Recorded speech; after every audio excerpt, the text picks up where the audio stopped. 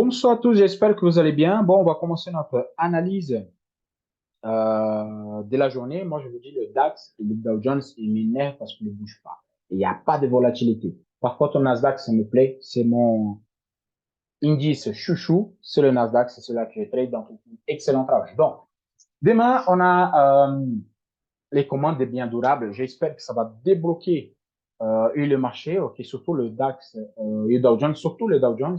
Les commandes des biens durables, ça attaque directement le Dow Jones, ainsi comme la PCE. Pourquoi je vous dis ça? Parce qu'au fait, le Dow Jones, le Nasdaq est plus technologique et le Dow Jones, c'est plutôt l'industrie, tout ça. Donc, ça, cette deux annonces-là, avant l'ouverture de 5 ans. Je vais vous montrer que ça commence à former un petit peu de étoile de matin, son genre de support. J'explique directement sur les graphiques. Donc, demain, 14h30, avant l'ouverture du marché, attention avec les mèches. Attention avec des mèches baissières ou mèches haussières. Attendez que ça passe et à partir vous positionnez là-dessus. Vendredi, si votre journée elle est faite, si votre semaine elle est faite, c'est pas la peine de trader. Restez en écart. Lundi, on recommence. Vendredi, normalement, c'est pas un bon jour pour trader parce que si on a bien gagné, le vendredi, normalement, on perd tout. Il n'y a plus rien. Hein. Vraiment, il n'y a plus rien du tout. Donc, on passe directement sur TradingView et moi, je vais commencer par le gold parce qu'il y a des choses intéressantes à avoir sur le gold. Et là, le gold, oui. Donc, cette canal, on accompagne depuis 8 mars. Okay? Donc, ça fait un mois qu'on travaille là-dessus. Il y a des touches supérieures, il y a des touches inférieures, il y a des zones hebdomadaires et tout ça. Pour vous, l'important, c'est ici. Hop, j'ai tracé un Fibonacci, non validé, et il y revient. Le 61, elle est là, elle est forte. Par contre, attention avec cette 61 de Fibonacci. Je vous explique pourquoi. Si vous découpez là, cette zone, le 61, ça donne 50%. Vraiment. Je vous donne un petit peu ici. Hop, hop. Nous sommes sur la troisième touche. On n'a pas arrivé, on a fait deux touches, on va sur la troisième touche. Figure chartiste, normalement, il ne casse pas sur la troisième. S'il les casse sur la troisième, on peut battre, mais ça, je ne veux dire rien parce que ça fait partie de cours, des cours que vous connaissez. Donc, mais si vous coupez ici, le 61, ça fait pratiquement exact les 50%. On te met 12 lignes hebdomadaires. En Fibonacci non validé, il teste les 61. Ça, je vais vous affirmer, il teste. Donc, j'attends, lui, un petit peu à $1 900, 1905 environ. 1900 pour être un chiffre rond. Pourquoi j'ai dit ça? Soyez attentifs avec cette canal. Elle est pour toucher, fait en mèche, et reparti, et pour la semaine prochaine, on voit une hausse pour faire casser. Ça peut arriver pour elle pour toucher, faire la mèche et aller sur les 100%. Normalement, c'est ça qu'il fait, et c'est ça que le Nasdaq fait. Vous allez voir que c'est un petit peu similaire tous les deux. Quand je viens sur 15 minutes, aujourd'hui, il est fait exactement ce que je dis hier le soir. Ceux qui sont attentifs à les analyses, pas de stress, vous avez pris, c'est un excellent trade. Ouverture de marché, je dis, j'ai tracé canal de référence, zone neutre, c'est le MECAS 19,65, ça veut dire que la semaine elle est plutôt positive. Et ça fait juste en mèche quand c'est reparti à la hausse. Par contre, je l'ai tracé, je dis la casse vers le bas, 19,56, c'est en vente pour aller chercher le 19,36. Ça, j'ai dit tout ça, j'ai dit hier. Okay? Donc, qu'est-ce qui s'est passé? Pas de casse. Là, c'est joli. OK? Ça, ça s'appelle une étoile filante, OK, qui casse, mais j'aime pas trop ce type de rentrée. Mais là, il y a un maraboutou qui casse, ça fait un bon entrée, un peu petit, et stop loss supérieur, et là, on corrige un petit peu pour comme ça, vous rentrez en panique, et après, tout de suite, bon, take d'un niveau, take des deux niveaux, et culture parfaite sur le take des deux niveaux. Donc, c'est mathématiquement correct. Pour demain, je ne vais pas donner des conseils. Pourquoi? Parce qu'au fait, pour demain, c'est le vendredi, normalement, c'est trade pas le vendredi. Sauf les gens qui sont gourmands. Donc, qu'est-ce que vous pouvez faire? C'est, si elle casse, là, ici, à 1930, vous pouvez les vendre pour la touche des 61. OK? Et après, on va attendre la clôture de la semaine pour voir la semaine prochaine qu'est-ce qu'on va faire. Mais attention quand vous rentrez en position. Il faut venir, faire en mèche et repartir, clôturer supérieur à 19,36. OK? La tendance des fonds, elle est haussière. Je vais vous montrer ça sur le hebdomadaire. Donc, il faut faire super attention. Regardez. Proche des records historiques, on a corrigé au peut venir corriger là. Donc, attention avec celui-là, OK? Attention, vraiment. Le DAX. Le DAX, mes amis, et il est bloqué. Et je vais vous montrer sous H4.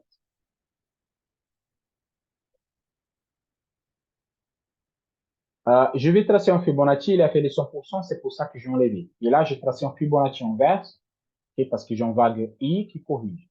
Ici, il n'est pas formé encore, parce qu'en fait, on est plus bas que le 23%, donc on n'a pas corrigé. Ici, il y a que deux probabilités, OK, pour les graphiques, pour l'analyse à niveau de Fibonacci.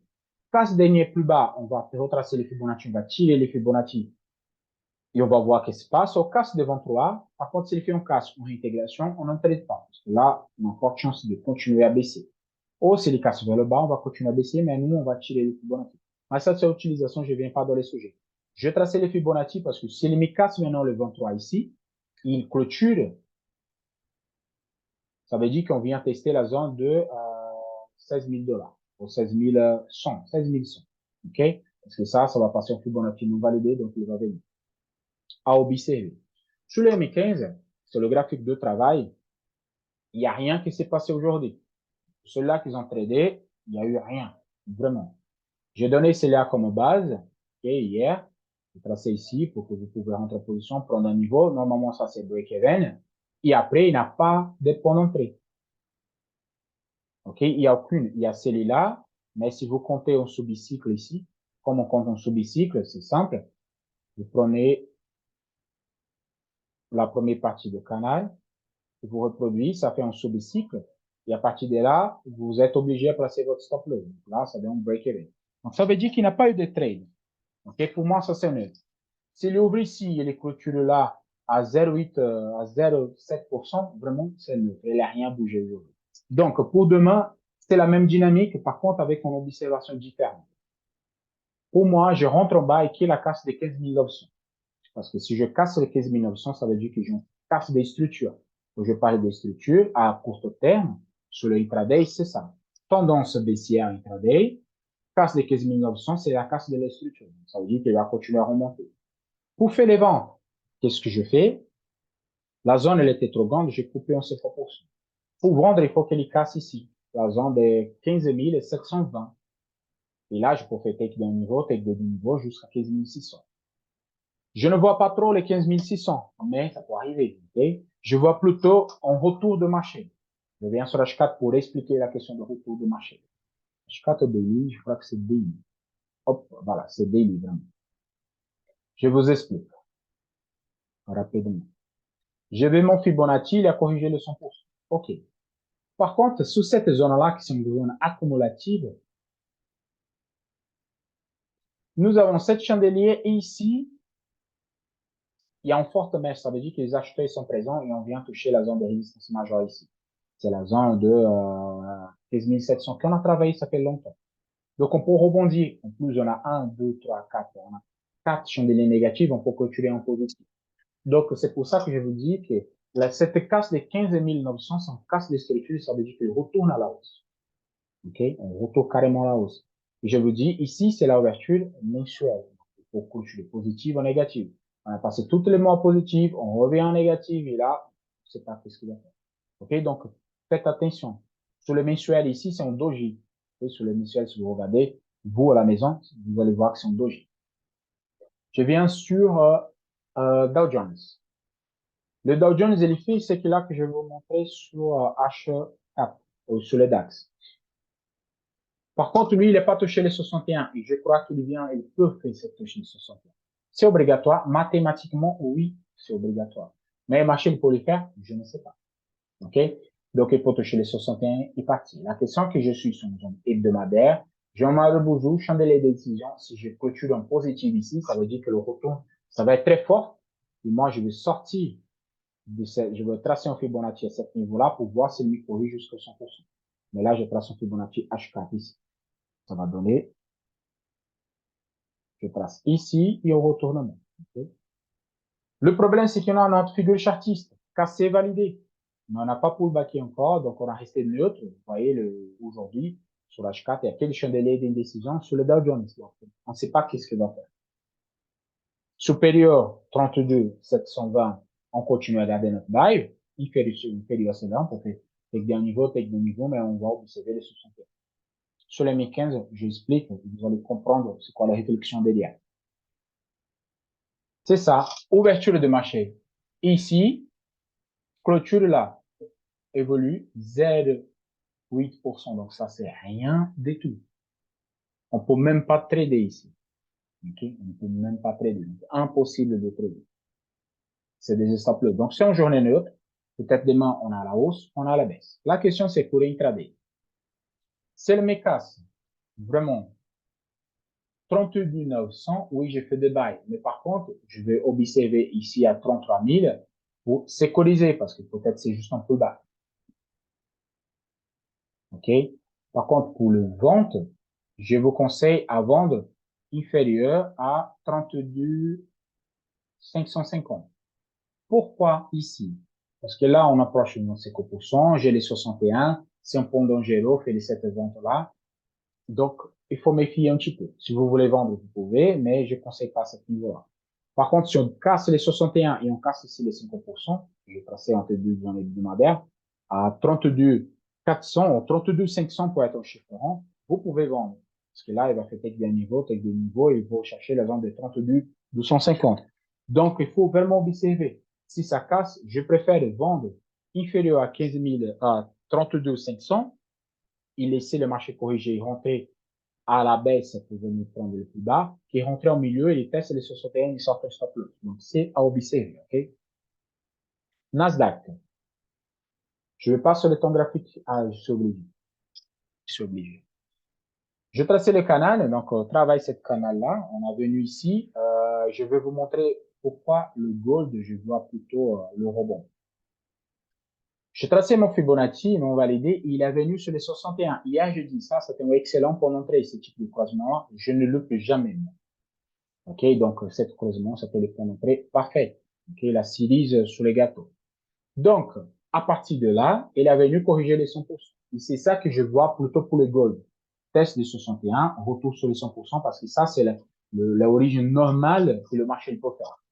Mais quand on arrive sur le 100% ici, là, je vois Marubozu, chandelier décision, pour avoir un retournement jusqu'à 13 800, le vendeur. Notre résistance, support majeur, c'est là. Supérieur 13 800, je garde toujours de bail. C'est le méca, c'est 13 800, je continue à faire des ventes. Je fais pas la vente ici en milieu de rien, et j'attends des niveaux clés.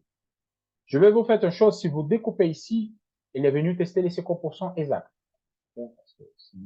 Et, pardon.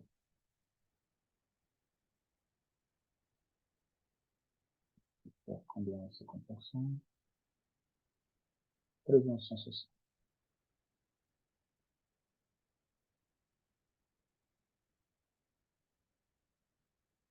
13 960. Donc, il est parfait. Regardez. Il est venu précisément exactement tester les 50% des zones hebdomadaires. C'est pour ça que dès qu'il y a un casse dans une zone hebdomadaire qui vous rentre en position et vous êtes un peu perdu où le marché va aller, coupez au milieu. Si la zone est trop grande, coupez. Comme ça, vous savez où le marché est possiblement peut retourner. Okay? Sur 15 minutes, c'est magnifique. Il fait exactement ce que je dis. C'est parfait. Parfait. Ouverture de marché avec un gap. J'ai dit gap. S'il travaille la zone, il casse ici, 13 100, c'est de buy. Si le mec casse vers le bas, c'est de vente. Exactement. Casse et stop loss, take des niveaux, take des deux niveaux. Journée faite. À un moment, je ne prends pas le reste. Aucune porte. Je prends mes trades et après, c'est bon. C'est mort. Okay? Je ne trade plus. Là, il a corrigé, il veut nous tester. Maintenant, on fait notre résultat. Et c'est ça qui est l'important. Donc, pour demain, regardez les 5% il a donné ici. Pour demain, on continue avec la même dynamique. Comme on a pullback déjà là au PR, il y a deux probabilités. Casse des 14 000 chiffreront, je continue à faire des bails pour envisager 14 100. Donc, ça fait à peu près 100 pips. C'est largement pour un vendredi. Par contre, pour vendre, je vends juste, c'est les casses à 13 000. Ah, mais tu peux pas vendre ici. Moi, je ne vendrai pas parce qu'il n'y a aucune signal de retournement qui est donné. Par contre, 13 100, si vous voyez, c'est la zone majeure. Travail des zones, casse les 13 100, hop, le marché le corrige. C'est pour ça que je peux vendre en 13 100. OK? Soyez clair pour vous cette partie-là. Donc, je souhaite à tous un excellent week-end. On se voit dimanche soir pour de nouvelles aventures et analyses globales de marché.